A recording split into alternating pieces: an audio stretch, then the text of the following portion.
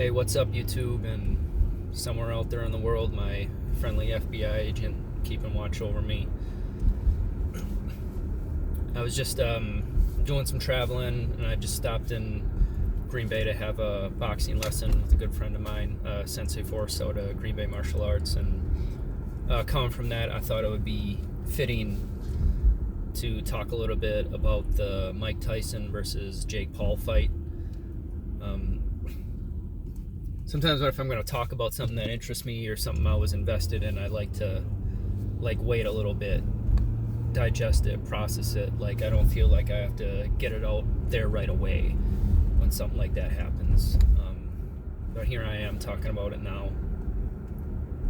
So yes, I was invested into it. I was, somewhat excited about it. I stayed up late to watch it, even though I had an early day at work the next day.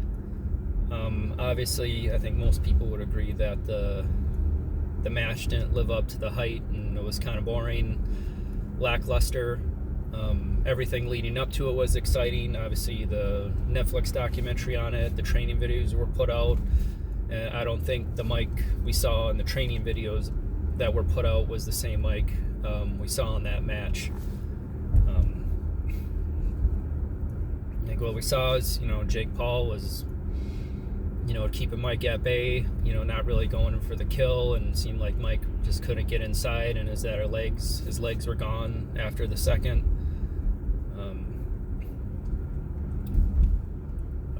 Unfortunate that it happened that way. Obviously, and was Mike injured, with the knee brace coming out, and he obviously had that ulcer flare up leading up to the match. And plus, even though you're pushing 60, father time comes for us all, even though that there's people in their 50s and 60s in phenomenal shape and, doing stuff like triathlons and marathons. And so if anything positive can come from this, just seeing Mike put himself out there like that in his late 50s maybe can inspire other people in their 50s just to get up and do something and be active again.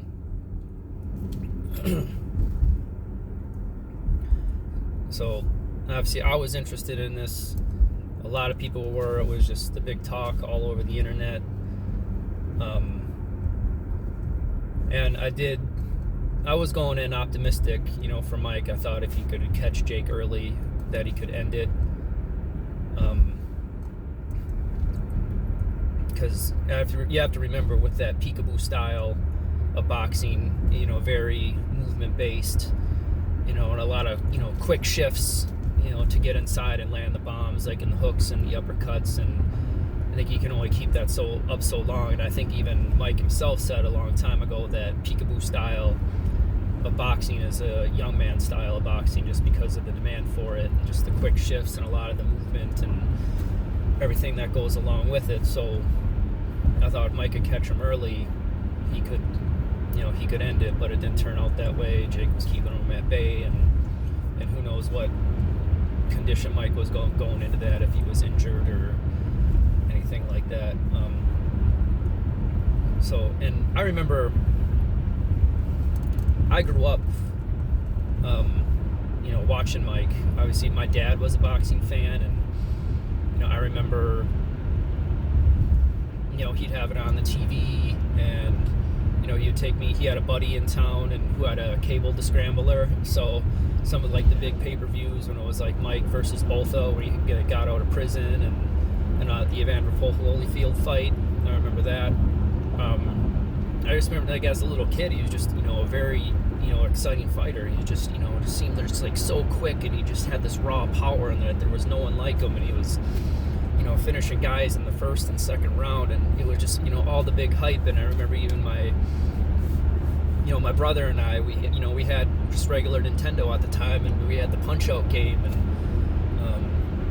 it was just so cool, and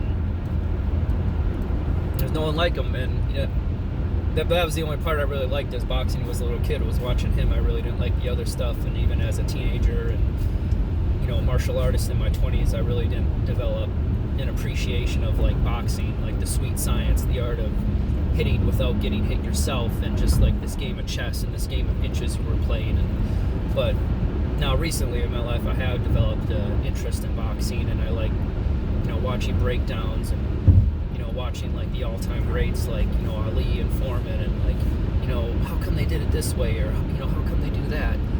And even just watching like breakdowns from and analyses from martial artist. Check out that channel, and just learning about all just the different styles of just boxing. And I'm finding it so cool now, and I wish I would have had an appreciation for it when I was younger and really understood what the pros and even amateurs, what they were doing about strategy and the method to the madness. I'm just finding it so fascinating now in my life. So, all in all, it was sad to see that the fight turned out that way, and everyone bought into the hype. And keep in mind, whether it's combat sports, or even it could be something as like basketball and football, like everything leading up to it, like the documentary. So in a sense, like all the sports, they're doing professional wrestling leading up to it, as far as getting the viewer, getting everybody emotionally invested in it, getting them to care, having them pique their interest.